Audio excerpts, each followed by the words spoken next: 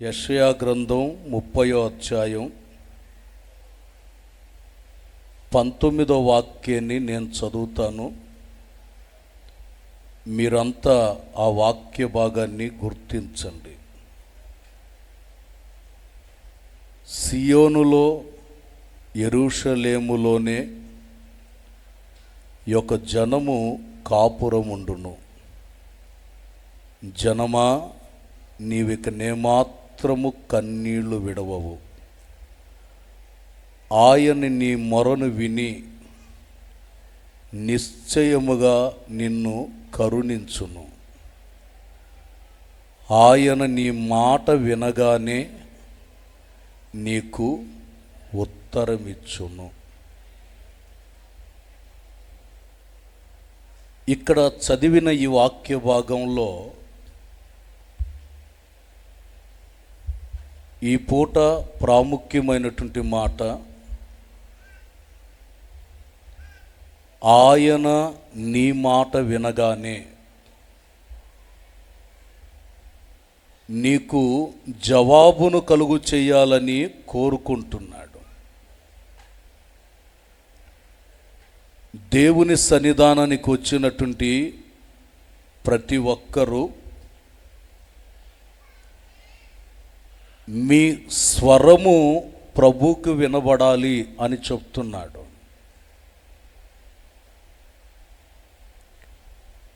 ఒక అద్భుతం జీవితంలో జరగాలి,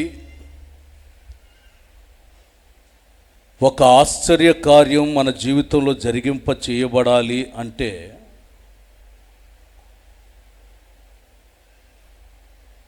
మన యొక్క మాట ప్రభు చెవులోకి వెళ్ళి పడాలి. చక్కగా అంటారు, నీ మాట వినగానే.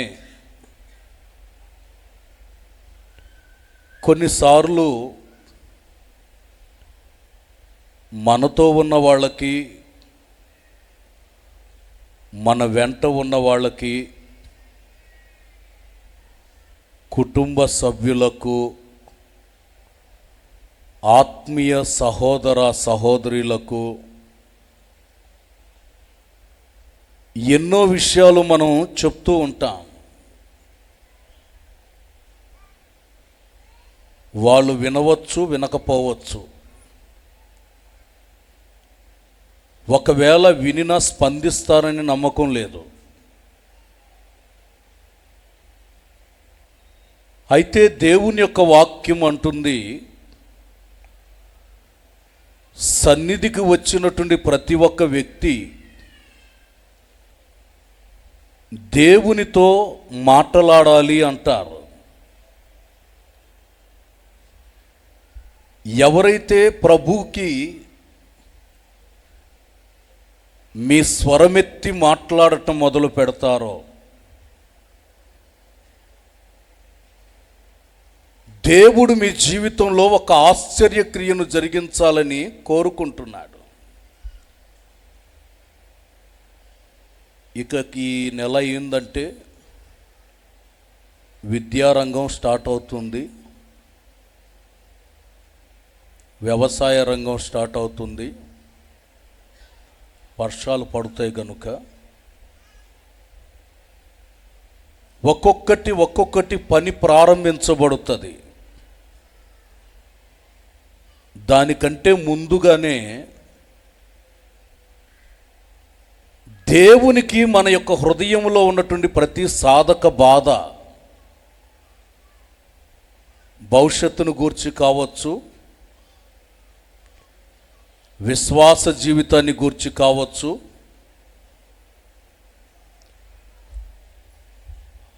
ఆత్మీయ జీవితంలో అడుగులు వేసే విషయం కావచ్చు, ప్రతి సందర్భాన్ని గురించి అంటారు, నీ మాట నాకు వినబడాలి అంటాడు. ఎవరైతే దేవునికి స్వరమెత్తి మాట్లాడటం మొదలు పెడతారో, మాట వినగానే దేవుడు ప్రతిఫలాన్ని కలుగు చేయటం మొదలు పెడతాడట. 3 విషయాలు ఇందులో నేను మీకు గుర్తు చేస్తున్నాను. ఆయన మాట వినగానే చేసే కార్యాలు ఎలా ఉంటాయో 3 విషయాలు క్లుప్తంగా నేను ముగిస్తున్నాను. మొదటి మాట,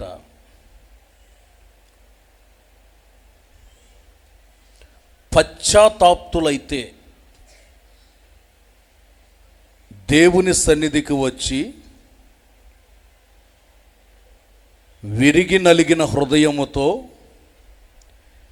ఎవరు పశ్చాత్తాప్తులవుతారో వారి యొక్క స్వరమును ప్రభువు విని అద్భుత కార్యాన్ని జరిగించాలని కోరుకుంటూ ఉన్నారు.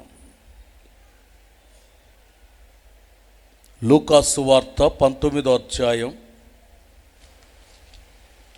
8వ వాక్యాన్ని చదువుతారు. జక్కయ్య నిలువబడి, ఇదిగో ప్రభువా, నా ఆస్తిలో సగం బీదలకిచ్చుచున్నాను. నేను ఎవని యొద్దనైనను అన్యాయముగా దేనినైనను తీసుకుని నెడల అతనికి 4 అంతర్లు మరలా చెల్లింతునని ప్రభువుతో చెప్పాను. ఇక్కడ చదివిన వాక్య భాగం చాలాసార్లు మనం వినుంటాము.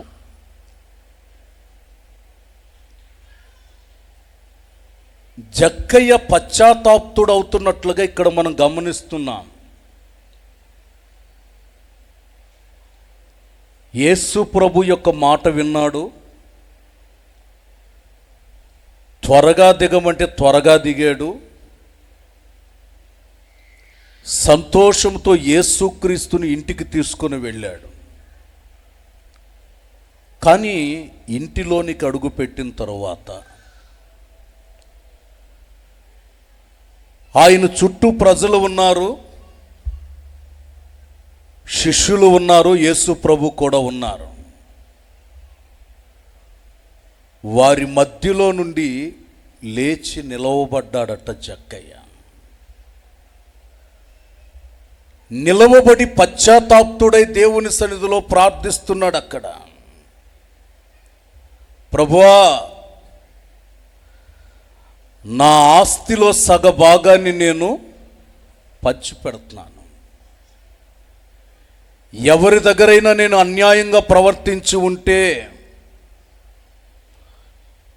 4 గింతలుగా నేను పంచిపెడతాను అని విరిగి నలిగిన మనసుతో దేవుని దగ్గర వేడుకుంటున్నాడు.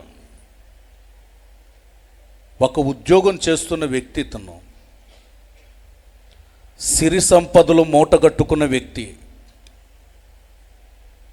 ప్రజల చేత తృణీకరించబడిన వ్యక్తి, ప్రజలందరూ ఇతన్ని బట్టి సనుక్కుంటున్నారు కూడా. కానీ యేసుక్రీస్తు తన జీవితంలో ఒక అద్భుతం చేయటానికి ఇష్టపడి, ఎప్పుడైతే అతడు పశ్చాత్తాప్తుడయ్యాడో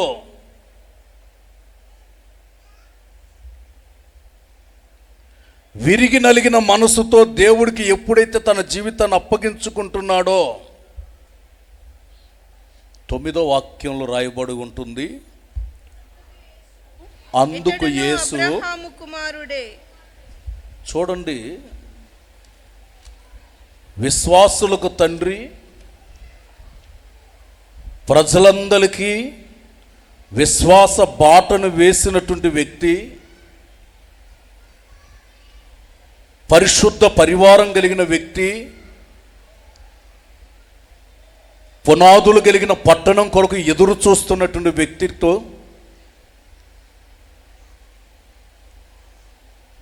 ఆ యొక్క వ్యక్తిని జ్ఞాపకం చేస్తూ అంటాడు, ఇతడు కూడా అబ్రహాము కుమారుడే, విశ్వాస వీరుడు కలిగినటువంటి ఆ గుంపులోనికి చేర్చబడుతున్నాడు. ఎవరు పశ్చాత్తాప్తులై విరిగి నలిగిన మనసు కలిగి ఉంటారో ఒక విలువైన స్థానాన్ని జక్కయ్య పొందుకున్నట్లుగా గమనించగలుగుతాం. బోల్డ్ అంతమంది బయట ఉన్నాడు. వాళ్ళందరూ ఒకటే సనుక్కుంటున్నారు, ఈడింటికి వచ్చాడేంటి, అసలు ఈయన జీవితం ఏంటో మనకు తెలియదా, ఈయన బ్రతుకేంటి అంటున్నారు. కానీ జక్కయ్య ఏమి పట్టించుకోలేదు. తాను పశ్చాత్తాప్తుడవుతున్నాడు. నా హృదయము కలతతో కలవరాలతో ఉంది, నా జీవితంలో సంతోషకరమైన అనుభవాలు లేవు. దేవునికి స్తోత్రం. గట్టిగా చెబుదాం, హల్లెలూయా, హల్లెలూయా. మరి ఎందుకు ప్రభు ఇతను ఇంటికి వెళ్ళవలసి వచ్చింది? ఈయన కుటుంబంలో ప్రభు ఎందుకు అడుగు పెట్టవలసిన పరిస్థితి వచ్చింది? అదే అధ్యాయంలో 4వ వాక్యం చదివినప్పుడు, లూకా సువార్త 19:4 చదివినప్పుడు, అప్పుడు యేసు ఆ త్రోవను రానయుండెను గనుక అతడు ముందుగా పరిగెత్తి. ఎలా పరిగెత్తాడట? ముందుగా పరిగెత్తి. గట్టిగా చెప్పండి, అందరు చెప్పండి. ఎలా పరిగెత్తాడట? అతని హృదయంలో ఉన్న ఆశయం ఏంటంటే, యేసుక్రీస్తు నేను చూడాలి, ఆయన స్వరాన్ని నేను వినాలి అనేటటువంటి ఆతృతతో పరిగెత్తుతున్నాడట.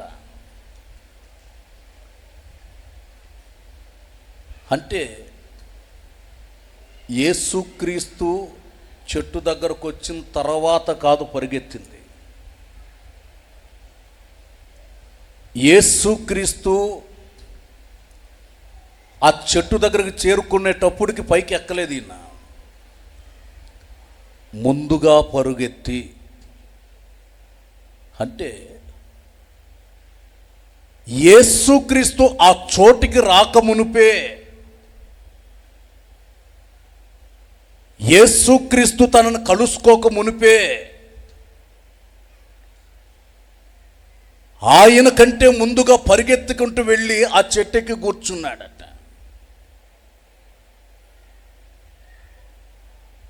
ఆత్మీయంగా మనం జ్ఞాపకం చేసుకుంటే, ఆరాధన 10 గంటలకు అన్నప్పుడు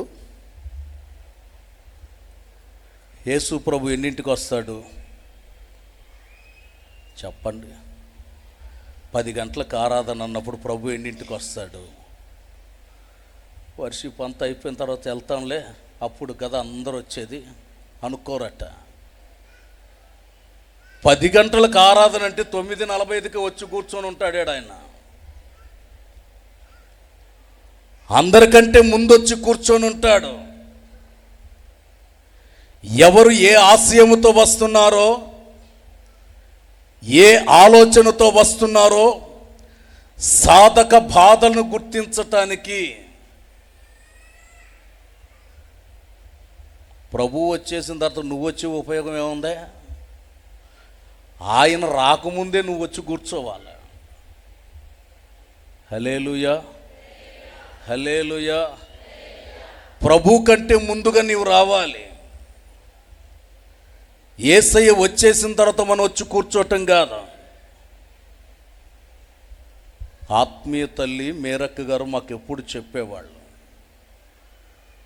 10 గంటలకు ఆరాధన అంటే 15 నిమిషాల ముందే మనం ఉండాలి. యేసయ్య వచ్చిన తర్వాత మనం వెళ్ళి ఉపయోగం ఏముంది?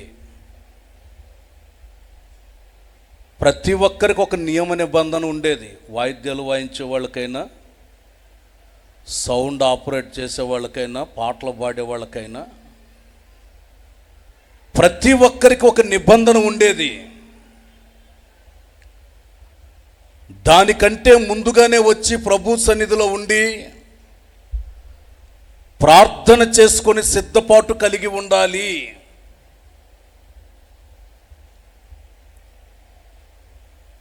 నైజీరియా ప్రాంతానికి వెళ్ళాం మేము. అక్కడ ఉంటున్నటువంటి సంఘ పరిస్థితులు, విధానాలు తెలుసుకోవటానికి అక్కడికి వెళితే, సేవకుడు వేదిక మీద కూర్చోవాలి అంటే ఇలాంటి బలిపీఠం ఉంటుంది, బలిపీఠం మీద ఎవరు ఉండరు, నడిపించేవాడు కూడా ఉండడు అక్కడ. అందరూ స్టేజ్కి వెనకుంటారు, అందరు లైన్ కూర్చొని ఉంటారు. వేదిక మీదకి ఒక వ్యక్తి వెళ్ళి చేర్చబడాలంటే 2 గంటలు స్టేజీ వెనకాల గది ఉంటుంది, గదిలో ఉండి ప్రార్థన చేయాలి. అక్కడ స్థానిక సంఘ కాపరి కూడా, ఆయన కూడా వేదిక మీదకి వచ్చి ఆయన కూడా సాగిలపడి దేవుని దగ్గర ప్రార్థన చేస్తూ ఉంటాడు. ఇంతమంది ప్రజలు నన్ను నమ్మి వస్తున్నారు ప్రభువా, వీళ్ళకి నేను ఏం మాటలు చెప్పాలి? 2 గంటలు ప్రార్థించిన తరువాత ఆ తర్వాత వేదిక మీదకి వస్తాడు. అది కూడా ఎప్పుడు ప్రసంగం టైంలో వస్తాడు.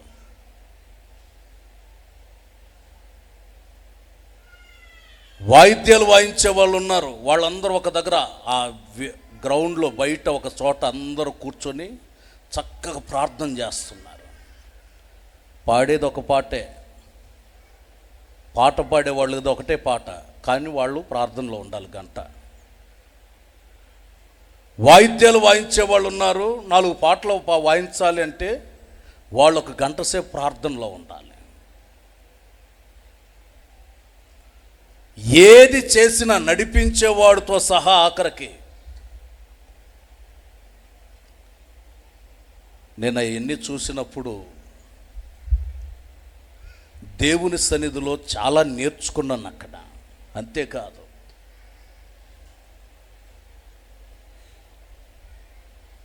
ఆ స్టేజ్ మీద బోళ్ళంతమంది సేవకులు ఉన్నారు, ఇంచుమించు ఒక 10,000 మంది దాక్కున్నారు. ఒక్క వాటర్ బాటిల్ కూడా పైకి రాట్లా, వాటర్ బాటిల్ కూడా రాలా పైకి.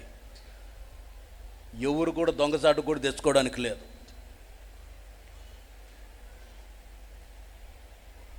నీళ్లు తాగాలనిపిస్తే నిదానంగా లేచి కిందకి వెళ్ళిపోయి, కింద రూమ్ ఉంటుంది అండర్ గ్రౌండ్లో, రూమ్లోకి వెళ్ళి నీళ్లు తాగి వచ్చి కూర్చోవాలి. ఎందుకు తేనీయలేదు నీళ్ళని అడిగాను నేను వాళ్ళని. ప్రభు సంచరించే చోటు కదా, మనం అమర్యాదగా ప్రవర్తిస్తే ఎలా? అమర్యాదగా ప్రవర్తిస్తే ఎలా? దేవుడు తిరిగే చోటు కదా అని నీళ్ళ బాటిల్ కూడా పైకి రానిలేదు వాళ్ళు. మనమేమో లీటర్లు నీళ్ళు తాగకపోతే మనకు మనశ్శాంతి ఉండదు. పద్దాకలు లేచిపోవడానికి మనకు కుదరదు, పోవడానికి ఆస్కారం లేదు. ఒకవేళ వెళ్ళాలన్నా మమ్మల్ని తీసుకెళ్ళిన వాళ్ళు ఉంటారు పాస్టర్, అక్కడ ఆయనకి చెప్పకుండా కిందకి దిగడానికి లేదు. అయితే ఆత్మీయంగా చాలా విషయాలు నేర్చుకోగలిగాం అక్కడ. దేవుని సన్నిధిలో గడిపితే కలిగే ప్రయోజనాలు, అందుకే ఇక్కడ వాక్యం అంటుంది, ఆయన నీ మాట వినగానే నీకు జవాబును కలుగు చేస్తాడు. దేవునికి స్తోత్రం. హల్లెలూయా, హల్లెలూయా. చూడండి, ముందుగా పరుగెత్తి, హమ్మింగ్ వస్తానే ఉందరు బాబు. ఏసీకి సంబంధం లేదు, అసలు ఏసీకే సంబంధం లేదు. హమ్మింగ్ వస్తానే ఉంది. నాకు 4 గంటల స్టేజ్ మీద ఏసీలు అక్కడ రాదు కదా. హల్లెలూయా, హల్లెలూయా.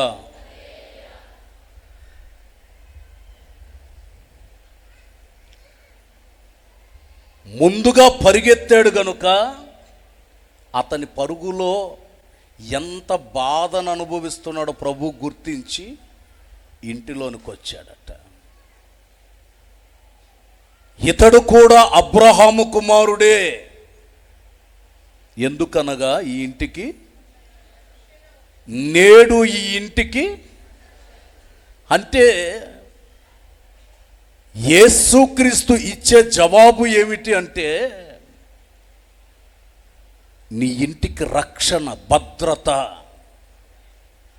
నీ నోట నుండి వెలువడే మాట ఆయన విని నీకు భద్రతను కలుగు చేయటం మొదలు పెడతాడు. దేవునికి స్తోత్రం. హల్లెలూయా. నీవు పరిగెత్తే ఆ పరుగులో, స్వతంత్రించుకునే ఆశీర్వాదంలో ప్రతిఫలాన్ని దేవుడు కలుగు చేయాలని కోరుతున్నాడు.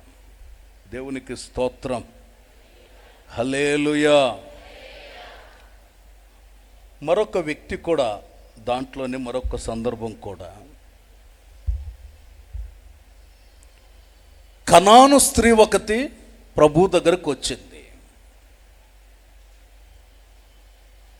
మత్తయి సువార్త 15వ అధ్యాయం 22వ వాక్యంలో, మత్తయి సువార్త 15:22లో, ఇదిగో ఆ ప్రాంతము నుండి కనాను స్త్రీ ఒకటి వచ్చి ప్రభువా, దావీదు కుమారుడా, నన్ను కరుణింపుము, నా కుమార్తె దయ్యము పట్టి బహు బాధపడుచున్నదని కేకలు వేసెను. ఇక్కడ మనం చదివిన వాక్య భాగాన్ని గమనించినప్పుడు ఎన్నో హృదయ బాధలతో వచ్చింది ఒక కనాను స్త్రీ. ఆమె బాధ అంతా ఏంటంటే, కుమార్తెకి దయ్యం పట్టింది, చీకటి శక్తుల చేత పీడింపబడుతుంది. ఆమె కుమార్తె స్వస్థత పొందుటకు యేసుక్రీస్తు దగ్గరకు వచ్చి కేకలు వేస్తుందట. దావీదు కుమారుడా, ఓ దావీదు కుమారుడా, యేసు, దావీదు కుమారుడా, యేసు. వచ్చిన ఆమె రోడ్డు మీద తెగ కేకలేస్తుంది. నా కుమార్తె దయ్యపు శక్తుల చేత పీడింపబడుతుందని కేకలేస్తుంది. ఒక్క మాట కూడా ప్రభు వినిపించుకోకుండా వెళ్ళిపోతున్నాడట.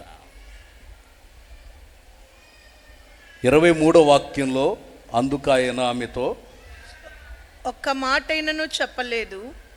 అప్పుడు ఆయన శిష్యులు వచ్చి, చూడండి ఇక్కడ చదివిన వాక్య భాగంలో ఒక్క మాట కూడా మాట్లాడకుండా వెళ్ళిపోతున్నాడట.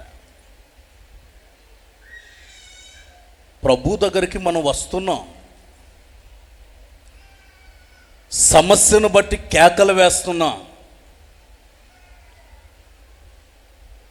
ఇంతగా నేను ప్రార్థిస్తూ ఉన్నా, ఇంతగా దేవునికి నేను మొరపెడుతున్నా, నాకు ప్రతిఫలం ఎందుకు కలగట్లేదు, ఎందుకు దేవుడు నా ప్రార్థన వినట్లేదు అని దిగులుగా కూర్చుని విశ్వాస జీవితంలో నుండి కూడా ప్రక్కకు తొలగిపోయినటువంటి వారు లేకపోలేదు. యేసుక్రీస్తు శిష్యులు అడుగుతున్నారు, అయ్యా ఆమె ఊరికే కేకలేస్తుందండి, ఏదో ఒక సమాధానం చెప్పొచ్చు కదా అని. ఏమీ మాట్లాడట్లేదు, ప్రభు వెళ్ళిపోతున్నాడు. కారణం, ఆయనను అడగవలసిన రీతిలో అడగట్లేదు. దావీదు కుమారుడా, ఓ యేసు. రోడ్డు మీద ఎట్టబడితే అట్ట అరుస్తుంది, కేకలు వేయటం మొదలుపెట్టింది. యేసుక్రీస్తు వెళ్ళిపోతూ ఉన్నారు. 15వ అధ్యాయం 25 చదివితే, అయినను ఆమె వచ్చి ఆయనకు మ్రొక్కి, ప్రభువా, నాకు సహాయము చేయమని అడిగెను. చూడండి, ఇక్కడ రెండవ పరిస్థితిని గమనిస్తే, ఇప్పుడు అరవట్ల, ఓ దావీదు కుమారుడా, యేసు. ఇందాకడ దాకా అరిసింది, ఇప్పుడు అరవట్ల. అరిసి ఉపయోగం లేదని తెలుసుకుంది. ప్రభు దగ్గర ఎలా మేలులు పొందాలో, ఎలా చెప్తే ప్రభు వింటాడో, యేసయ్యతో మనం ఎలా మాట్లాడాలో నేర్చుకునేటటువంటి ఒక విధానం చెప్తున్నాడు. ఇంకా కొంచెం దగ్గరకు వచ్చి ఆయనకు మ్రొక్కి.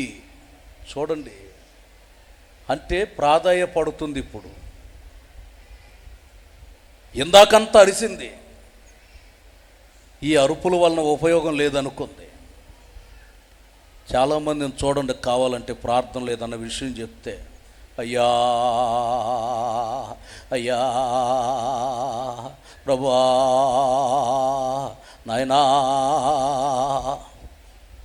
ఏంటి నువ్వు ఏ సమస్య కొరకు చేస్తున్నావు? నీ కుటుంబ సమస్య ఏదో చెప్పాల్సింది చెప్పకుండా అయ్యా నాయనా రాగం తీస్తే ఎందుకు తీస్తున్నట్టు రాగం? నీ సమస్య ఏంటి? నీ బాధ ఏంటి? నీవు ఏ కష్టాన్ని అనుభవిస్తున్నావు? ఏ ఇబ్బందుల్లో ఉన్నావు? నీ హృదయ బాధలు, నీ పరిస్థితులు ఎలా ఉన్నాయి? దేవుని పాదాల దగ్గరకు వచ్చి మ్రొక్కి ప్రభువా అంటుంది. ఇప్పుడు బ్రతిములాడుకున్న వినయ భయభక్తులతో నాకు సహాయము చెయ్యండి అని అడుగుతుంది. దేవుని దగ్గర మనం పొందుకోవాలి అంటే ఏదైనా కానీ వినయ భయభక్తులతో ఆయన పాదాల దగ్గరకు వచ్చి బ్రతిములాడుకోవాలి. ఊరికే కేకలేసి దీర్ఘాలు తీసి అయ్యా నాయనా తండ్రి అని అంటే ఉపయోగం లేదు.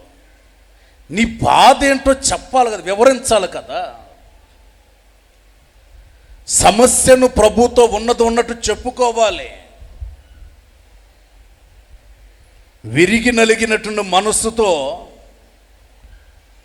సహాయము చెయ్యండి అని బ్రతిములాడుతుంది. దేవుని దగ్గర బ్రతిములాడుకొని ప్రతిఫలాన్ని పొందాలి. సమస్యకు పరిష్కారాన్ని పొందుటానికి బ్రతిములాడుకోవాలి ప్రభు పాదాల దగ్గర. 26వ వాక్యం చదివినప్పుడు అందుకాయన పిల్లల రొట్టె తీసుకొని కుక్క పిల్లలకు వేయుట యుక్తము కాదని చెప్పాను. పిల్లల రొట్టె, ఇది నా పిల్లల రొట్టెది. ఎవరైతే రక్తము చేత కడగబడి పరిశుద్ధ పరివారంగా మార్చబడుతూ సంఘ సహవాసంలో నడిపించబడుతున్నారో నా పిల్లల కొరకు ఇవ్వబడుతున్న రొట్టె ఇది. ఇది జీవాహారం. ఈ జీవాహారాన్ని కుక్క పిల్లలకి వేయుట యుక్తం కాదు. కొంచెం కఠినంగా మాట్లాడాడు ప్రభు అంతో. కొద్దిగా కఠినంగా మాట్లాడాడు.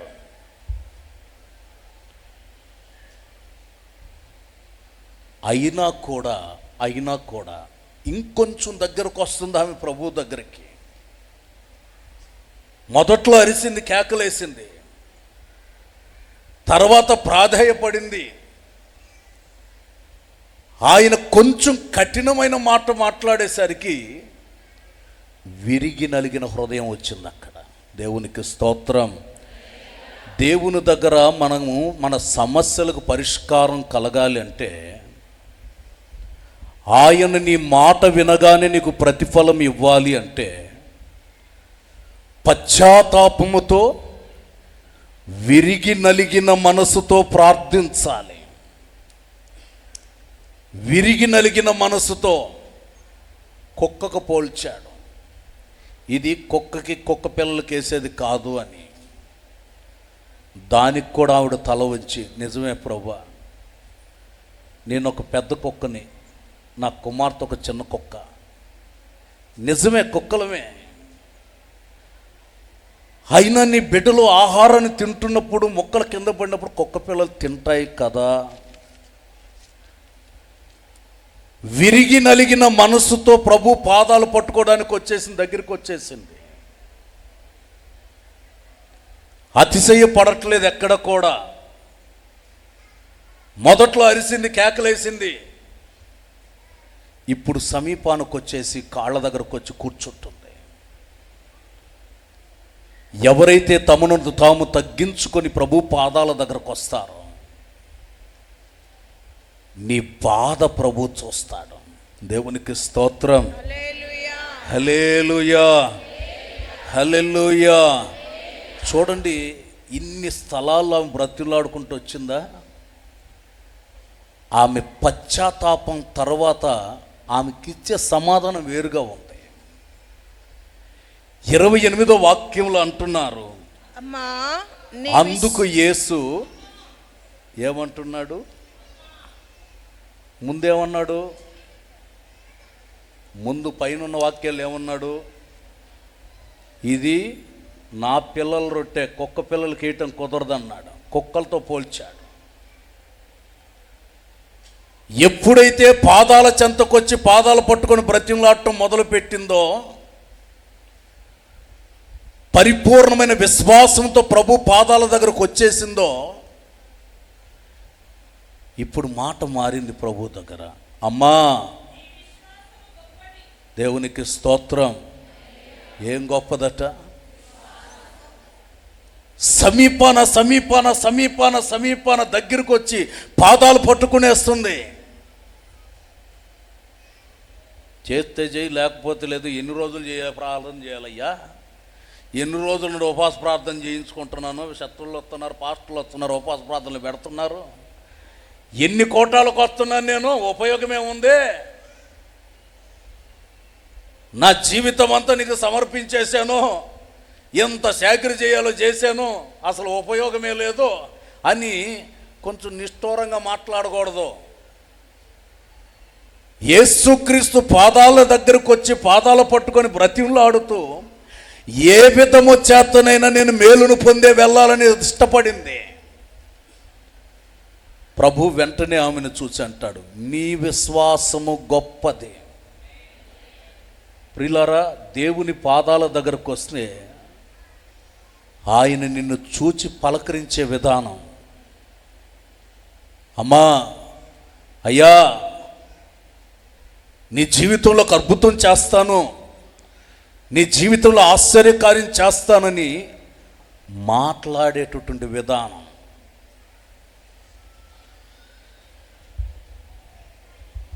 చక్కగా ఆయన అంటారు, నీవు కోరినట్టే. విశ్వాసంతో ఎప్పుడైతే ప్రభు పాదాన్ని పట్టుకుందో, ఏదైతే దేవుని సన్నిధిలో కోరుకుందో,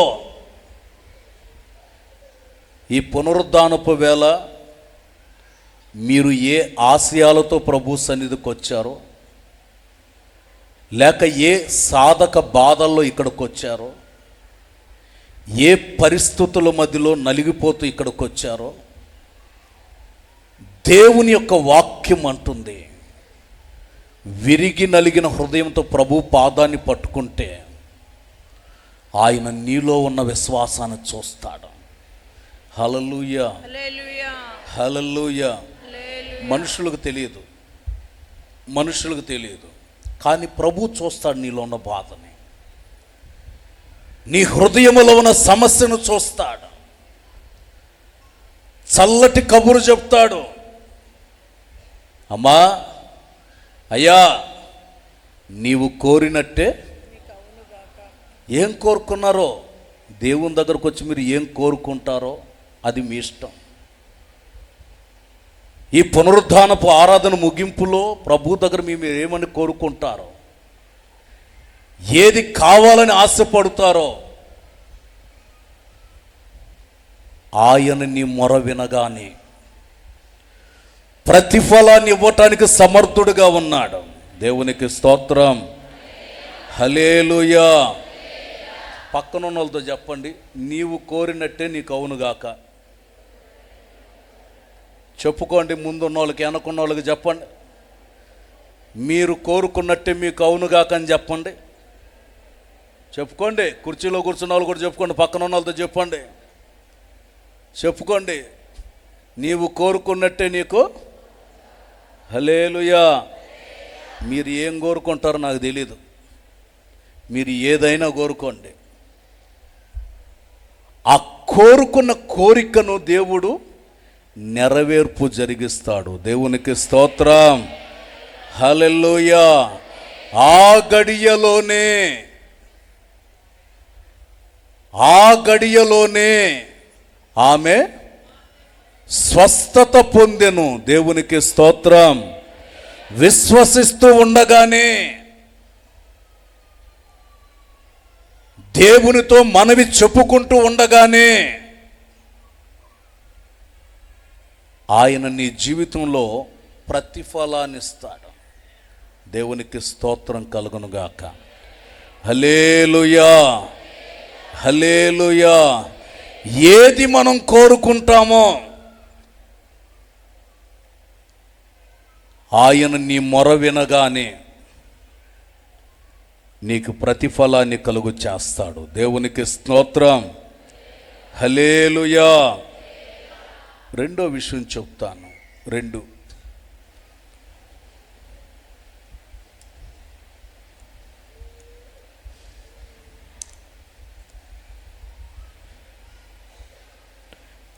విషయం ఏంటంటే, ఆయన నీ మొర విని నిశ్చయముగా నిన్ను కరుణిస్తాడు.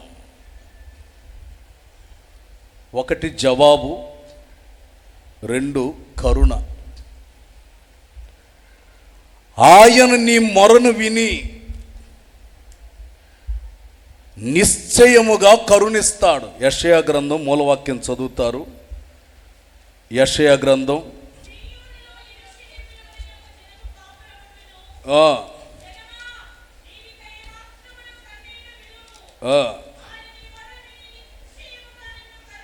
దేవునికి స్తోత్రం.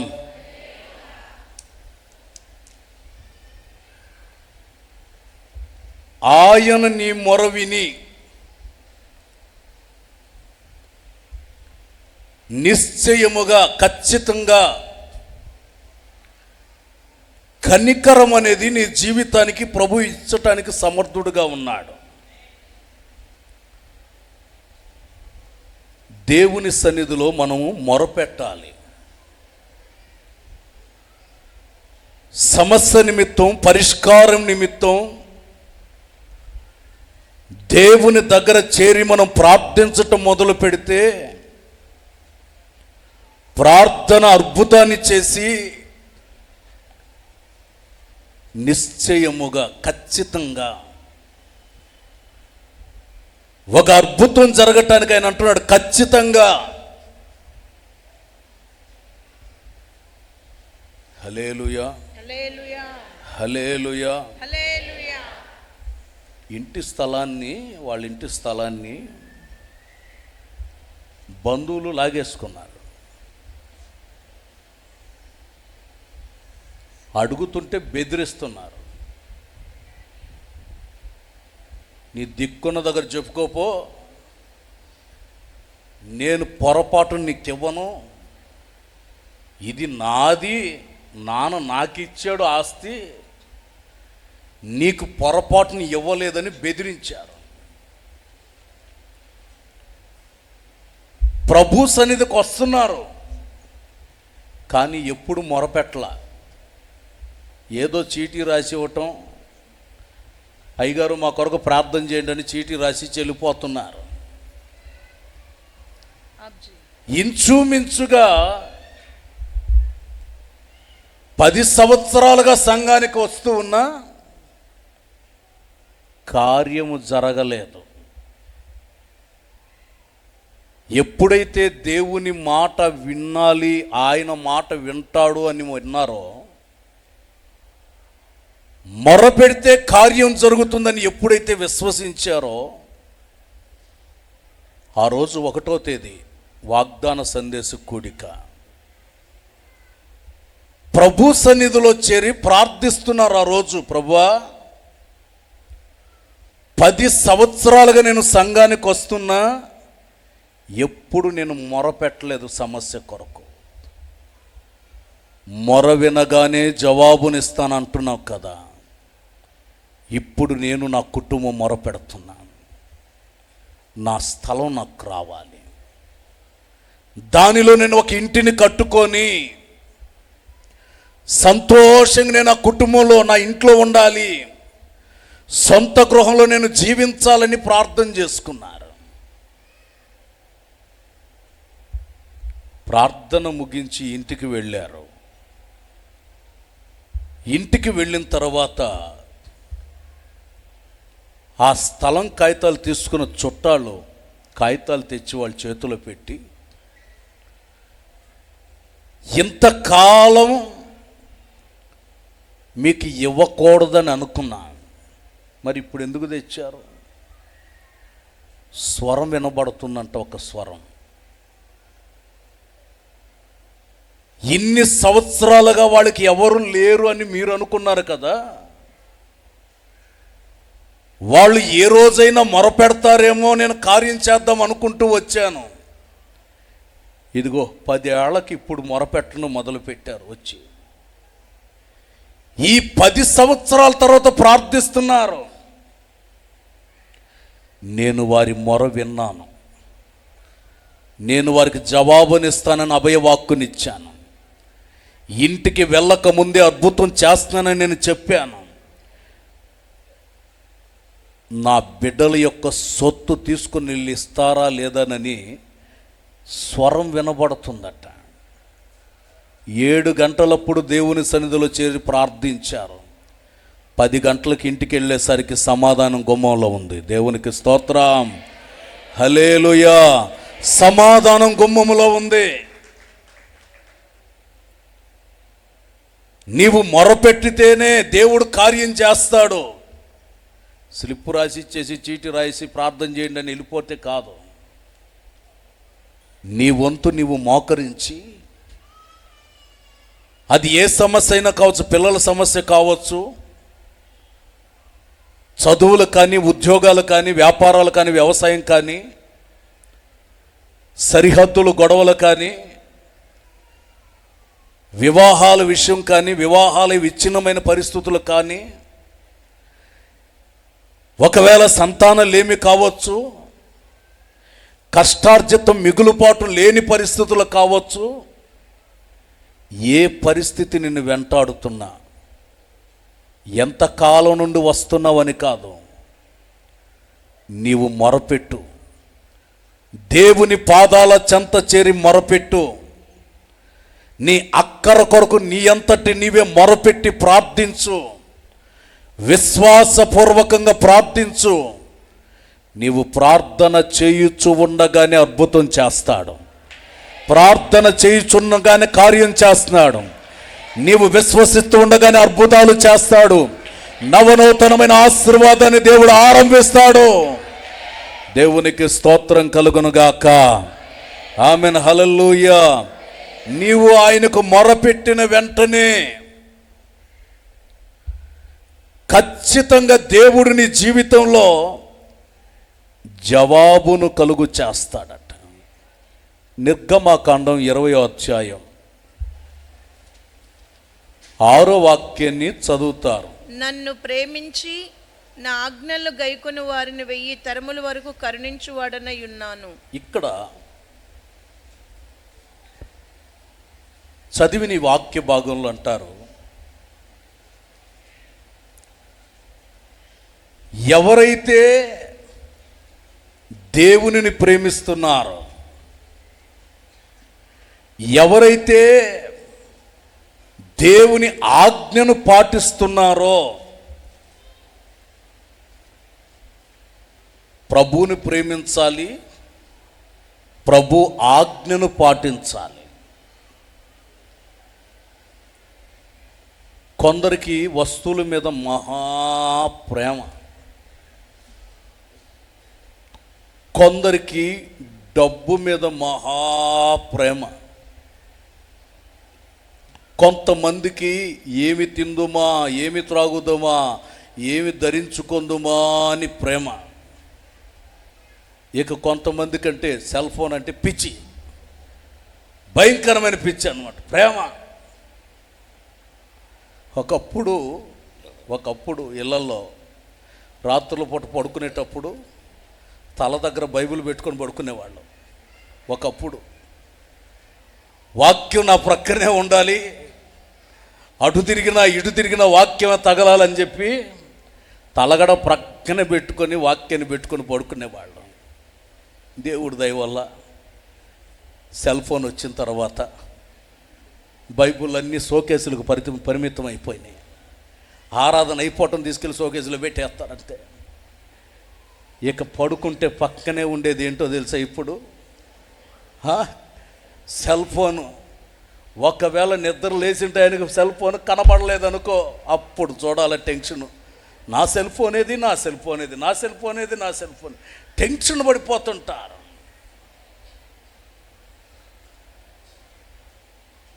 హల్లెలూయా, హల్లెలూయా. ఇక్కడ రాయలసీమలో సేవ చేస్తున్నప్పుడు ఈ ప్రాంతాల్లో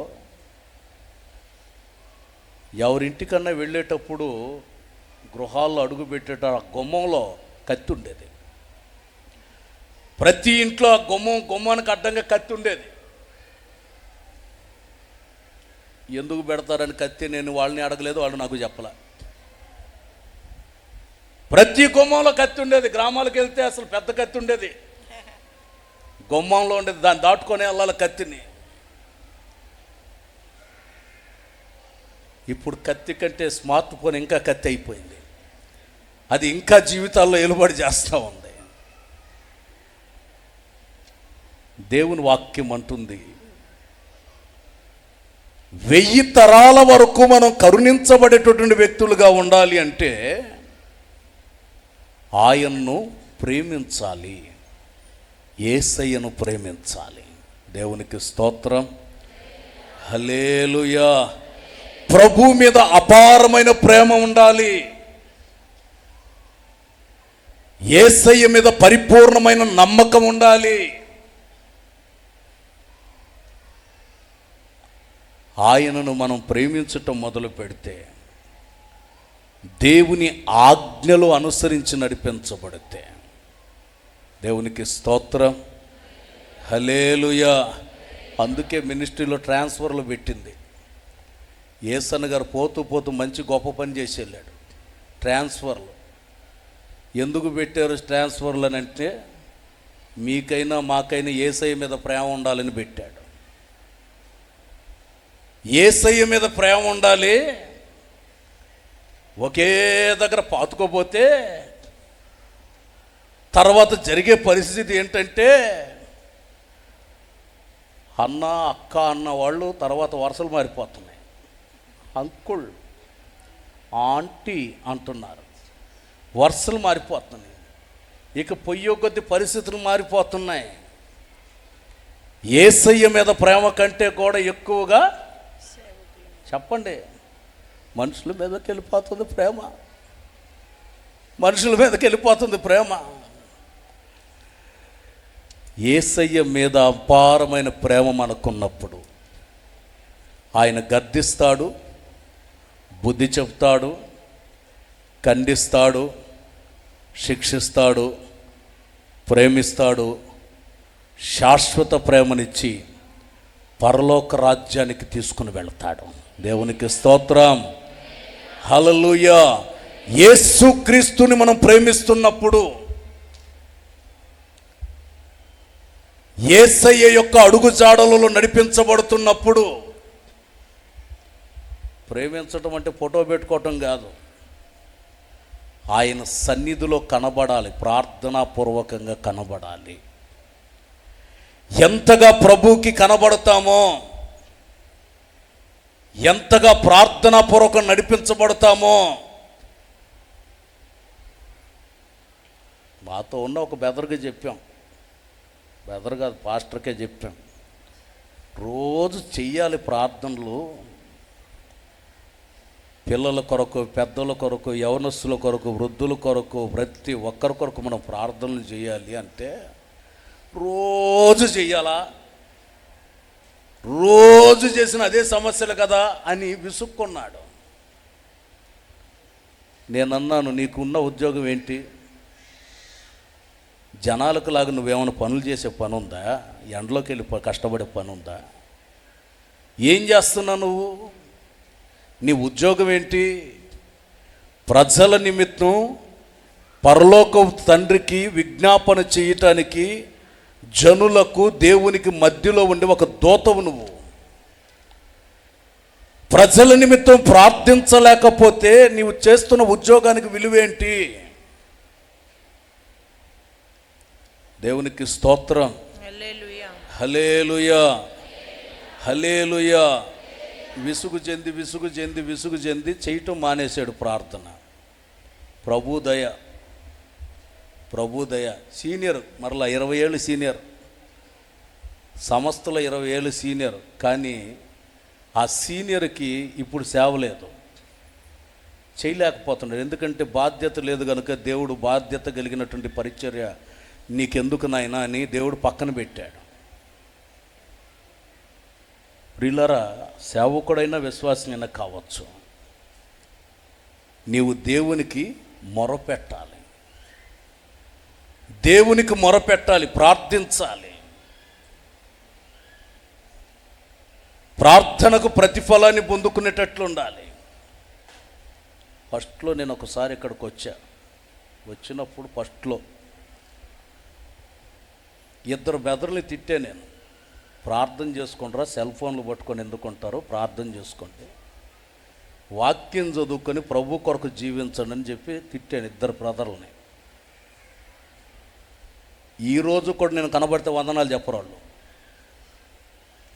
మంచి మాటగా చెప్పాం, పాడైపోమని చెప్పలేదుగా. వాక్యం చదువుకోండి, సేవ చేయండి, సేవకే కదా వచ్చారు.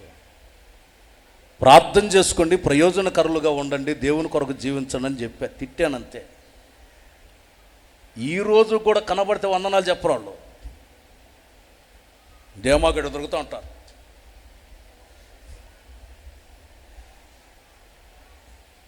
ఇలాంటి వాళ్ళని ఎంతమందిని చూడలా? 30 ఏళ్ళ నుండి సేవలో చూస్తానే ఉన్నాం. 30 ఏళ్ళ నుండి సేవలో చూస్తూనే ఉన్నాం ఇట్లాంటి వాళ్ళని.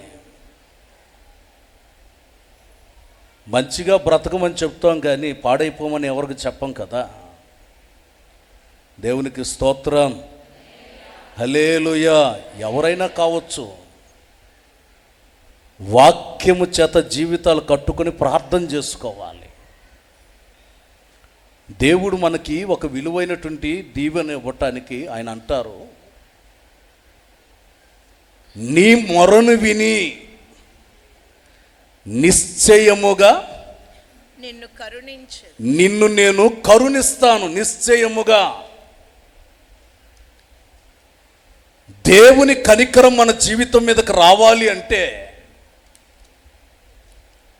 జాగ్రత్త వహించి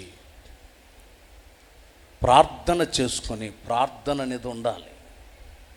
మనం ఎన్ని చేసినా, వాయిద్యాలు వాయించే వాళ్ళు ఉన్నారు చాలామంది. మీరు ఎన్ని వాయిద్యాలు వాయించినయ్యా, సౌండ్ ఆపరేట్ చేసేవాళ్ళు మీరు ఎన్ని చేసినా, బ్రదర్లు నడిపించేవాళ్ళు మీరు ఎన్ని చేసినా, ప్రార్థన చేసుకోవాలి ఖచ్చితంగా. అవసరమైతే ఒకరోజు ఉపవసించి ప్రార్థన చేయాలి. మీరు చేసే పరిచర్యల ద్వారా దేవుని ఆశీర్వాదం మీకు రావాలి అంటే మీ మొర ప్రభు వినాలి. రాబోయే తరానికి ఆశీర్వాదకరంగా దీవెనకరంగా ఉండాలంటే మీ మొర ప్రభు వినాలి. దేవునికి నీ స్వరాన్ని వినిపింపచేసి పశ్చాత్తాప్తులై దేవుని సన్నిధిలో చేరి ప్రార్థించాలి. ఎక్కడికో నేను ఒక దగ్గరికి వెళ్తే ఆయన చెప్తున్నాడు, ఫోటోలు తీసేది నేర్పించానన్న. ఏం నేర్పించాడట? ఫోటోలు తీసేది నేర్పించాను. బ్రహ్మాండంగా తెస్తున్నాడు అనుకో.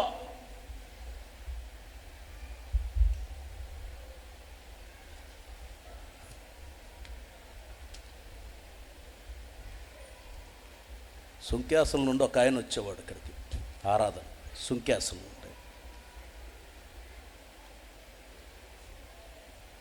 గట్టుమాచర్ల ఓపెనింగ్కి వచ్చాడు ఆయన.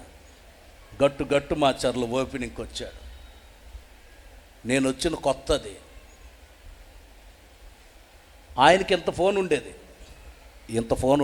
చిన్నది అప్పుడు, కీప్యాడ్ ఫోన్. దాంట్లో కూడా ఫోటో తీసుకోవచ్చు. యేసన్ గారు వాక్యం చెప్తుంటే ముందుకొచ్చి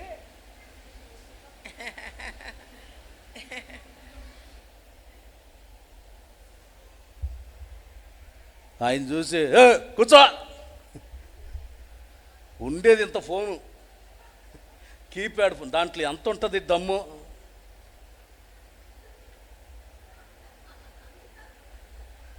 తర్వాత ఆ ఫోన్ తీసుకొని చూస్తే ముఖాలన్నీ మహిమారూపం దాల్చున్నాయి. బ్లాక్ అండ్ వైట్ అన్నమాట కెమెరాది. అసలు ఆ రూపాలన్నీ కూడా అలికేసినట్టు కనబడుతున్నాయి. మరి ఆయన మళ్ళీ వచ్చి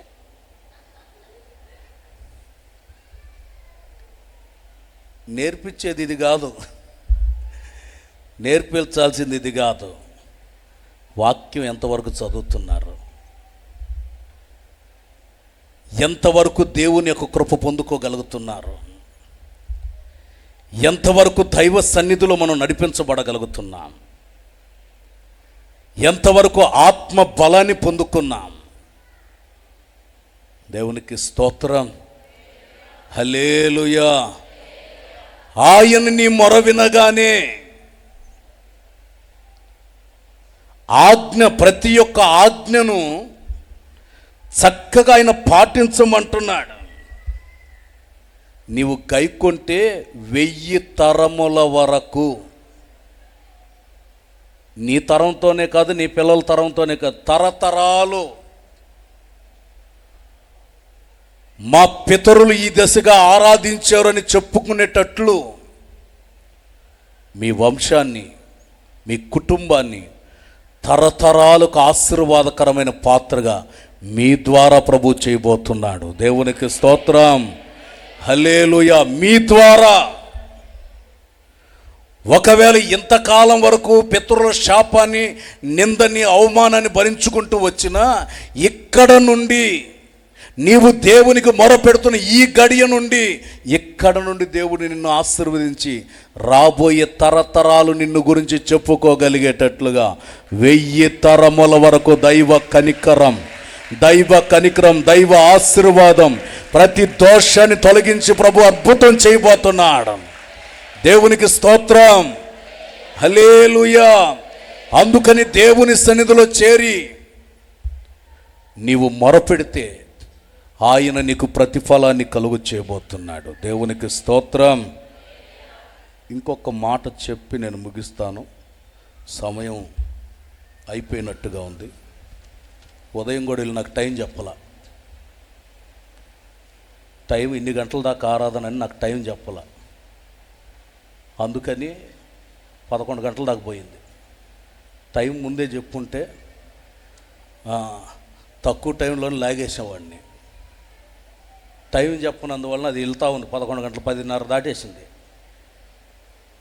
అందుకని ఇప్పుడు టైం కూడా కనుక్కొని వచ్చాను, ముగిచ్చేస్తాను.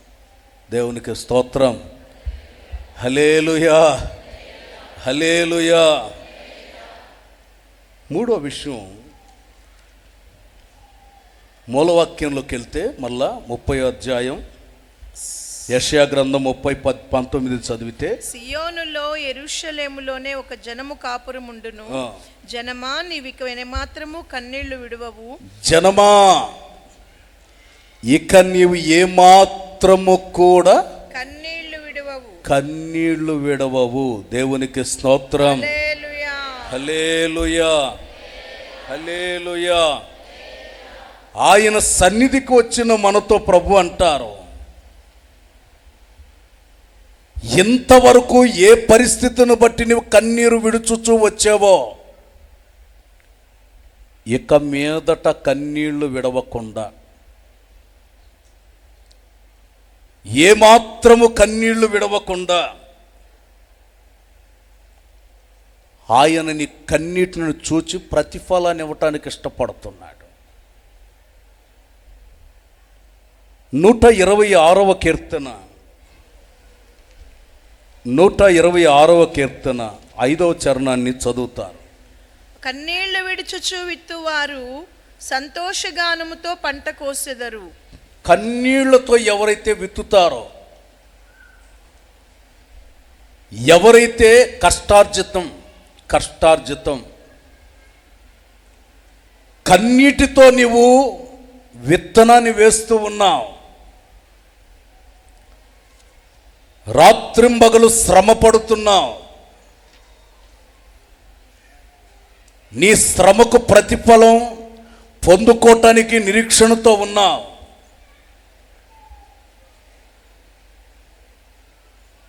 నీ కష్టార్జితాన్ని నీకు చెందనివ్వకుండా చేసేవాళ్ళు బోల్డ్ అంతమంది ఉన్నారు.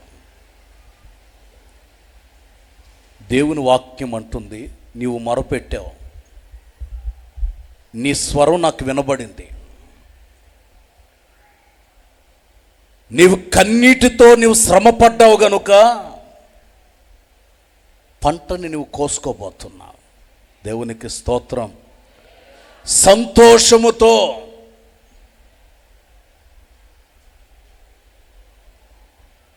ఒక అపార్ట్మెంట్ కట్టించుకున్నాడు ఒక ఆయన. ఆయన అడిగిన టయానికంటే ముందే కట్టించేసాడు ఇతను. డబ్బులు తీసుకోవడానికి వెళితే సగం ఇచ్చి సగం ఎగ్గొట్టాడు. ఏమిటండి, నేను ఒప్పుకుంది ఇంతకి కదా, ఇంతే ఇచ్చారు ఏమిటి అని అంటే, నేను ఇచ్చేది అంతేనా, ఎంతకంటే నీకెందుకు, నేను ఇవ్వను. నేను పనులు పెట్టి ఇన్ని పనులు చేపించాను, నష్టమైపోద్ది, నేను అప్పుల పాలైపోతాను రా బాబు అని అంటే, నువ్వు ఎక్కడన్నా చెప్పుకో, నేను నీకు పొరపాటునివ్వను. ఎంతమంది ద్వారా చెప్పించిన అక్కడ కార్యం జరగల. దేవుని పాదాల దగ్గరకు వచ్చి మొరపెట్టడం మొదలుపెట్టినాడు. 1 రోజు, 2 రోజులు, 3 రోజులు, 4 రోజులు, 5 రోజులు వరుసగా చేస్తానే ఉన్నాడు ప్రార్థన. నాకు కష్టార్జితం నాయన, అనేక మందికి నేను డబ్బు ఇవ్వాలి, నా కష్టార్జితం తిరిగి నాకు రావాలి మొరపెడుతూ ఉంటే 10 రోజుల తర్వాత ఇతనికి ఫోన్ వచ్చింది. త్వరగా రారా బాయ్ అని ఆ అపార్ట్మెంట్ కట్టించుకున్న ఆసామి పిలిస్తే వెళ్ళాడు. వెళితే ఇతనికి ఇవ్వవలసిన పైకం కంటే కొంచెం ఎక్కువ అమౌంట్ తనకిచ్చి ఒక కొత్త బైక్ కొనిపెట్టి తనకిచ్చి, చాలా బాగా చేసావు పని, సంతోషంగా వెళ్ళని చెప్పి పంపించాడు. 10 దినాల క్రితం నీ దిక్కున్న దగ్గర చెప్పు అన్నాడు. మనకి దిక్కైన దశైన ఎవరో? యేసయ్య పాదాల దగ్గరకు వచ్చి 10 దినాలు మోకరించి ప్రార్థన చేస్తే రావలసిన దానికంటే అధికంగా దేవుడు ఇప్పించాడు. దేవునికి స్తోత్రం, హల్లెలూయా. దేవుని సన్నిధిలో నీవు కన్నీరు విడుచుచు నీ కష్టార్జితము కొరకు ప్రాకులాడుతూ పరుగులు తీస్తున్నావే, దేవుని యొక్క వాక్యం అంటుంది, కన్నీటితో విత్తుతున్నావు గనుక సంతోషముతో పంటను కోసుకోగలిగేటట్లు, పరిపూర్ణ ఆనందాన్ని పొందగలిగేటట్లు అంటాడు. నిజమే, నీ కష్టార్జితపు విలువ ప్రభు చూస్తున్నాడు. నిశ్చయముగా నీకు ఎక్కడ నుండి, ఏ వైపు నుండి డబ్బు రావాలో నీవు దేవుని దగ్గర మొరపెట్టు, దేవుని దగ్గర మొరపెట్టు. ప్రభు నీ జీవితంలో అద్భుతం చేయబోతున్నాడు, ఆశ్చర్య కార్యాన్ని జరిగించబోతున్నాడు. ఉన్నత స్థితిలో ఉన్న ఒక అధికారి దేవుని కృప కొరకు పోరాడుతూ పరిగెత్తుతున్నవాడు. ఒక రోజున రోగి మంచాన్ని బట్టి మూలుగుతున్నాడు. ఆయన దగ్గర ఉన్నటువంటి వాళ్ళందరూ కూడా, ఇతని తర్వాత నేనే ఉండాలి ఇక్కడ, ఇతని తర్వాత నేను కూర్చోవలసిన సింహాసనంలో, కొట్టుకుంటున్నారు, నాది నాది నాది నాది అని కొట్టుకుంటున్నారు సింహాసనం కొరకు. నేను కూర్చోవాలి, నేను కూర్చోవాలి, అక్కడ నేను కూర్చోవాలి అంటున్నారు. ఇతడు ఆలోచిస్తున్నాడు, ఇదేంటి, బతికుండంగానే వీళ్ళు నన్ను చంపేసేటట్టున్నారు, వీళ్ళు మాటలకి ఏమి చేయాలో అర్థం కాక దేవునికి మొరపెడుతున్నాడు. ప్రభువా, ఈ స్థితిని నాకు ఇచ్చింది నువ్వు కదా, ఎక్కడో ఉన్న నాకు ఈ భాగ్యాన్ని, ఈ ఘనతనిచ్చావు, ఈ విలువైన భాగ్యాన్ని నువ్వు నాకు ఇచ్చావు.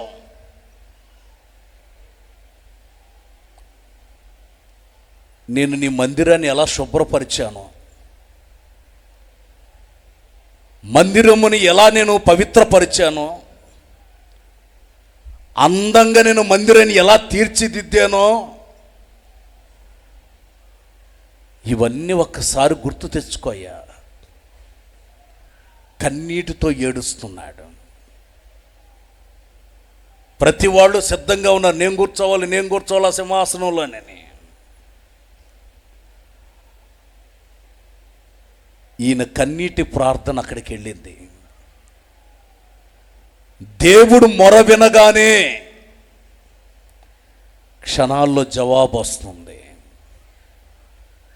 3వ నాటికి నీవు దేవుని మందిర ఆవరణానికి ఎక్కి వెళతావు. ఆమేన్. 3వ రోజుకి నువ్వు దేవుని మందిరానికి ఎక్కి వెళ్తావు.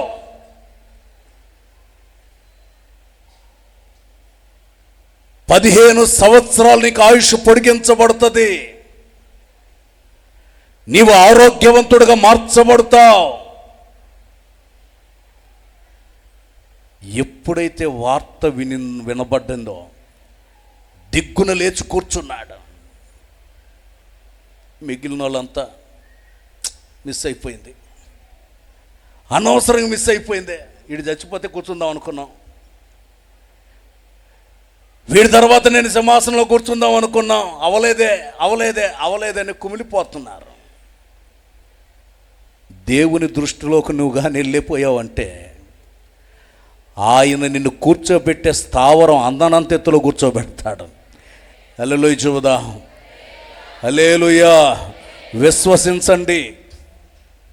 విశ్వసించండి, నమ్మండి, దేవుని సన్నిధిలో కోరుకోండి. ఊహించని కార్యాలు ప్రభువు చేసి అదిగో నిన్ను అక్కడ కూర్చోబెడతాడు. దేవునికి స్తోత్రం. హల్లెలూయా. బహు ఘనతను దేవుడు నీకు ఇవ్వబోతున్నాడు. ఒక గొప్ప ఆశీర్వాదాన్ని దేవుడిని కలుగు చేయబోతున్నాడు. నీ స్థితిని దేవుడు మారుస్తాడు. హల్లెలూయా.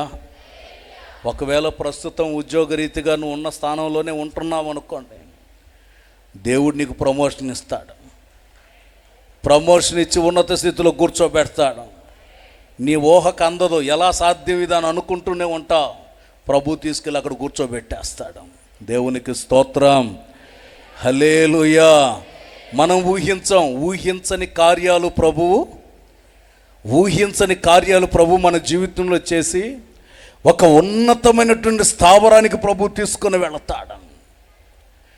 అందుకే దేవుని వాక్యం ఉంటుంది, జనమా ఇక నేమాత్రము నీవు కన్నీళ్లు విడవవు. నీ మాట వినగానే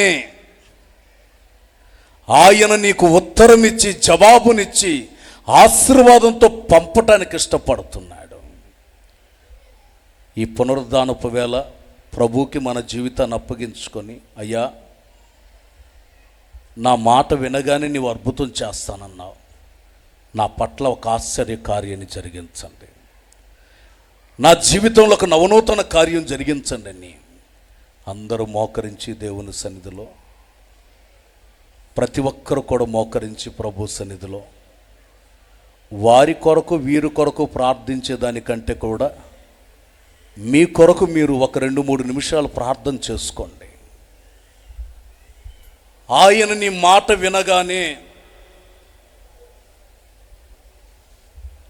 అందరూ ప్రార్థన చేసుకోండి. దేవుడు నీ మాట వినగానే అద్భుతం చేస్తాడు. చేసుకోండి, అందరూ ప్రార్థన చేసుకోండి.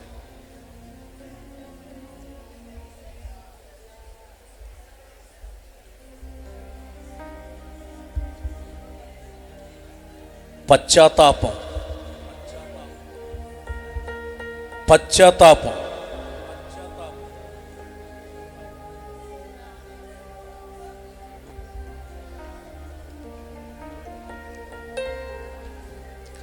జక్కయ్య మాట విన్నాడు ప్రభు. చెట్టు దిగినప్పుడు కాదు, ఇంటి దాకా ప్రయాణించినప్పుడు కాదు, ఇంటిలో అడుగు పెట్టిన తరువాత నిలబడ్డాడు ప్రభు దగ్గర. ప్రభు ఎదుట నిలబడ్డాడు. నేను అపరాధిని, నేను పాపిని, నా జీవితంలో పాపపు క్రియలు చుట్టుకొని ఉన్నాయి, ఎవరి దగ్గరంగా నేను అక్రమంగా సంపాదించుంటే తిరిగి నేను ఇచ్చేస్తానని ఏడుస్తున్నాడు. పశ్చాత్తాపం. అందుకే అతడు అబ్రహాము కుమారుడయ్యాడు. విశ్వాసులకు తండ్రిగా మార్చబడిన అబ్రహాము కుమారుడుగా మార్చబడ్డాడు. నీ స్థానం ఎక్కడ ఆగిపోయింది? ఎక్కడికి పరిగెత్తావు? జక్కయ్య ముందుగానే పరిగెత్తాడట. యేసు ప్రభు ఆ చెట్టు దగ్గరకు రాకముందే పరిగెత్తాడు. ఆశీర్వాదాన్ని పొందదలిచిన వాడు పరిగెత్తుతున్నాడు. ప్రభు పాదాన్ని పట్టుకోవడానికి పరిగెత్తుతున్నాడు. నీవు దేవుని సన్నిధిలో ప్రార్థించగలిగితే, పశ్చాత్తాపంతో మొరపెడితే రక్షణ, నీ ఇంటికి రక్షణ కలగబోతుంది, నీ కష్టార్జితానికి రక్షణ కలగబోతుంది, నీ పిల్లలకు రక్షణ కలగబోతుంది, నీ భర్త అయినా భార్య అయినా రక్షణ కలగబోతుంది, సమాజంలో నీకు రక్షణ భాగ్యం కలగబోతుంది. దైవ కృప చేత ప్రభు నిన్ను నింపటానికి ఇష్టపడుతున్నాడు. కనాను స్త్రీ ప్రభు పాదాల దగ్గరకు వచ్చి ఏడుస్తుంది. ఒకప్పుడు కేకలేసింది, అరుస్తుంది. అరుపులకు ఉపయోగం లేదు. వినయ భయభక్తులతో ప్రభు పాదాన్ని పట్టుకుంది. అయ్యా నా సమస్య ఇదని బ్రతిములాడుకుంటుంది. విరిగి నలిగిన మనసుతో పోరాడటం మొదలు పెడుతుంది. ఎవరైతే దేవుని దగ్గర విరిగి నలిగిన హృదయంతో పోరాడటం మొదలు పెడతారో ఆయన నోట నుండి సమాధానం స్పష్టంగా వస్తుంది. అమ్మా, నీ విశ్వాసం గొప్పది. నీవు ఏదైతే కోరుకుంటావో, ఈ పునరుద్ధానపు వేళ ఏదైతే నీవు కోరుకుంటున్నావో, ఏ విషయం ప్రభుతో చెబుతున్నావో, ఏదైతే నీకు కావాలని ప్రభుని అడుగుతున్నావో, అదిగో ఆయన కార్యాన్ని ప్రారంభించడానికి సిద్ధపాటు కలిగి ఉన్నాడు. అద్భుతాన్ని జరిగించడానికి సిద్ధపాటు కలిగి ఉన్నాడు.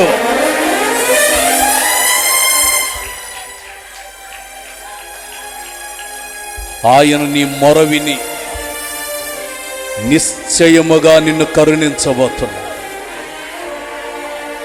నీవు మొరపెట్టి దేవుని అడగాలి.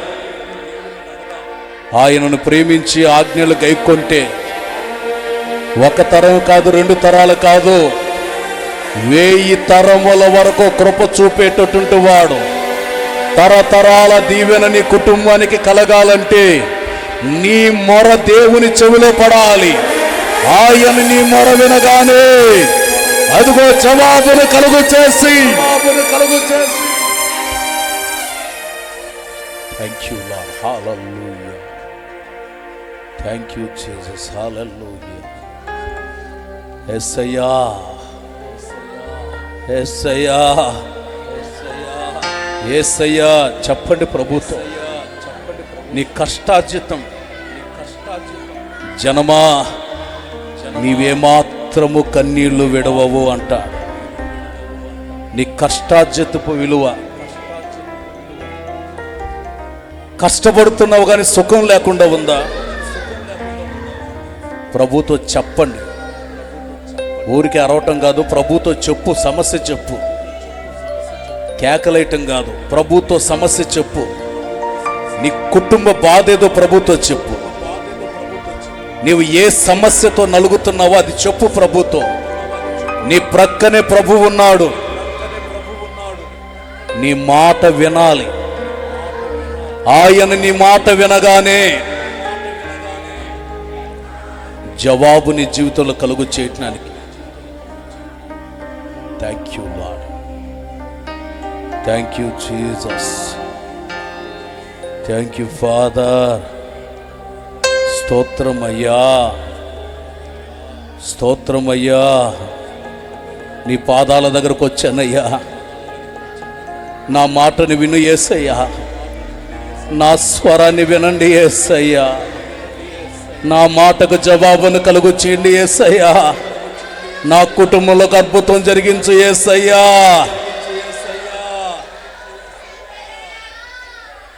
హల్లెలూయా, హల్లెలూయా, హల్లెలూయా. ప్రేమ స్వరూపి, గత కాలమంతా కాపాడినందుకు స్తోత్రం. మా ఆరాధన మీరు అంగీకరించి మా మధ్యలోకి వచ్చినందుకు స్తోత్రం. మీ సేవకుల ద్వారా మీరు మాట్లాడిన వాక్కుల కొరకే స్తోత్రం. సియోనులోను యెరూషలేములోను ఒక జనము నివాసం ఉంటుంది. వారు ప్రార్థన చేయగానే, వారు మొర్రపెట్టగానే వారి దేవుడు వారికి ఉత్తరం ఇచ్చునన్న మాట మీరు మాకు బయలుపరిచినందుకు కొరకే స్తోత్రం తండ్రి. ఇదిగో ప్రభువా, సియోను నివాసులు, యెరూషలేం నివాసులు ఇప్పుడు మీ సన్నిధిలో మీ ఎదుట కనబడుతున్నారు. ప్రభువా, మేము మొర్రపెట్టగానే మీరు ఉత్తరం ఇవ్వాలి అంటే ఎలా మొర్రపెట్టాలి మీరు తెలియచేశారు నాయన. ఆత్మీయులు అనేకులు ప్రార్థన చేసే విధానాలు మర్చిపోతున్నారు. దైవ సన్నిధిని గౌరవ మర్యాదలతో ప్రవర్తించాలి అని మర్చిపోతున్న దినాలలో మరొకసారి మీరు జ్ఞాపకం చేశారయ్యా. మాకు కలిగిన ప్రతి సమస్య, మా అవసరతల అక్కర్లన్నీ కూడా మా ప్రభువుతో మాటలాడాలి, మా ప్రభువుకి మేము చెప్పుకోవాలి. చెప్పుకున్నప్పుడు మా ప్రభు మాకు ఉత్తరం ఇస్తారని, మా ప్రార్థనలో పశ్చాత్తాపం అనేది ఉండాలని, విరిగి నలిగిన హృదయముతో ప్రార్థన చేసినప్పుడు ప్రభు ఆలకించి వెనువెంటనే జవాబిస్తారని జకర్యాని, కనాను స్త్రీని మా ఎదుట ఉంచారు. ప్రభు, మరొకసారి మా ప్రార్థనా జీవితాలు నూతన పరుచుకోవడానికి మీ వాక్కుని వెల్లడిపరిచినందుకు కొరకై స్తోత్రం తండ్రి, స్తోత్రం నాయన. అయ్యా మీకు స్తోత్రం నాయన. మేము మొర్రపెట్టినప్పుడు ప్రభు మీరు నిశ్చయముగా మీరు మమ్మల్ని కరుణిస్తారు నాయన. మీ కరుణ, మీ కటాక్షం, మీ కనికరం మేము పొందుకోవాలంటే మేము ప్రార్థన చేయాలయ్యా. ఆత్మీయులు ప్రభువా ప్రార్థన విధానంలో వెనకబడిపోతున్నారు నాయన. యేసయ్యని ప్రేమించే విషయంలో వెనకబడిపోతున్నారు. యేసయ్యని ప్రేమిస్తూ ఆయన ఆజ్ఞలు గైకొన్నప్పుడు ఆయన తప్పకుండా 1000 తరముల వరకు కరుణించగలిగిన దేవుడుగా ఉన్నారని మిమ్మల్ని మీరు బయలుపరుచుకున్నారు ప్రభువా. ఈ యొక్క ఉదయకాలమున ఎవరు కన్నీళ్లు విడిచి మీ సన్నిధానంలో దేవా నా కన్నీటికి జవాబు దయచేయండి అని ఎవరు కన్నీరు విడిచి ప్రార్థన చేసుకుంటున్నారో వారి జీవితంలో అద్భుతం జరగబోతున్నందుకు కొరకై స్తోత్రం. కన్నీరు ఇక నీవేమాత్రము కన్నీరు విడువవో అని సెలవిచ్చావు నాయన. ఎవరికి ఎలాంటి అవసరత, అక్కర మా దేవుని ద్వారా ఎలాంటి సహాయము కావలసినదో కన్నీళ్లు పెట్టుకుని ప్రార్థన చేయుచున్నారో ఈ పునరుద్ధాన దినమందే ప్రభువా ఒక అద్భుతమైన కార్యం ప్రారంభమైనందుకు స్తోత్రం తండ్రి, మీకు స్తోత్రం నాయన. ఎవరైతే నమ్మారో వారి బ్రతుకుల్లో, కుటుంబాలలో గొప్ప కార్యాలు జరగబోతున్నందుకు కొరకై స్తోత్రం తండ్రి. మా దేవుడు నిన్న నేడు నిరంతర మార్పు లేని దేవుడుగా ఉన్నావు నాయన. అయ్యా మీకు స్తోత్రం అయ్యా. ఈ ఆరాధనలో పాలు పొందిన ప్రతి బిడ్డ కూడా ఆధ్యాత్మికంగా బలపరచబడాలి. ప్రార్థనలు, విజ్ఞాపనలు, యాచనలు, ఉపవాసాలు, దేవుని వాక్యాన్ని చదివి ధ్యానించే విషయంలో, దైవ సముఖాన్ని గౌరవ మర్యాదలతో అనుసరించే విషయంలో ఒక్కరు తప్పిపోకుండా మీ వాక్కు ఒక్కొక్కరి హృదయాలలో క్రియ జరుగునుగాక, ఫలభరితముగా ఒక్కొక్కరి హృదయాల్లో ఫలించునుగాక. మీకు స్తోత్రం, స్తోత్రం నాయన. మీ మాటలన్నిటికీ మా జీవితాలను అప్పగించుకొని ఉదయకాలమున కన్నీళ్లతో ప్రార్థన చేసుకున్నాం ప్రభువా. మీరు కార్యాలు చేయబోతున్నారని నమ్మి విశ్వసించి మిమ్మల్ని స్తుతిస్తున్నాం తండ్రి. మీకు స్తోత్రం. వాక్యం మా హృదయాల్లో ఫలింపచేయండి. అలాగే మీ సేవకుని మరింతగా కృపలతో బలపరచమని ఈ పునరుద్ధాన ఆరాధన ఆద్యంతం ఆశీర్వాదకరంగా జరిగించి మమ్మల్ని అందరినీ మీ రహస్య రాకడ కొరకు సిద్ధపరచుచు ఉన్నందుకు కొరకే కృతజ్ఞతాస్తుతులు చెల్లిస్తూ యేసుక్రీస్తు నామములో అడిగి వేడుకొంచున్నాం తండ్రి, ఆమేన్. తండ్రి అయిన దేవుని ప్రేమ, యేసుక్రీస్తు కృప, పరిశుద్ధాత్మ దీవెన ఇప్పుడు ఎల్లప్పుడూ నిరంతరం యేసయ్య కృపతోడే ఉండును గాక. ఆమేన్. హల్లెలూయా, హల్లెలూయా, హల్లెలూయా.